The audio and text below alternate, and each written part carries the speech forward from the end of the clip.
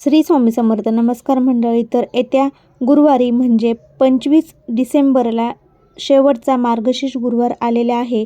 तर शेवटच्या मार्गशीर्ष गुरुवारी तुम्हाला जर मासिक धर्म, सुतक, विटाळ असेल तर तुम्ही उद्यापन करू शकता का?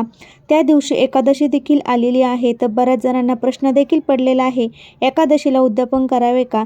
तर हे उद्यापन आपल्याला करायचं आहे. फक्त उपवास सोडताना तुम्हाला जर एकादशी असेल तर तुम्ही एकादशी मोडायची नाही. बार्शीला तुम्ही उपवास सोडायचा आहे. तुम्हाला जर मासिक धर्म, सुतक, विटाळ असेल तर तुम्हाला हे उद्यापन करता येणार नाही. तुम्ही पुढच्या गुरुवारी तुमचे सुतक, विटाळ फिटल्यानंतर तुम्ही एक गुरुवार उपवास करून हे उद्यापन करायचे आहे.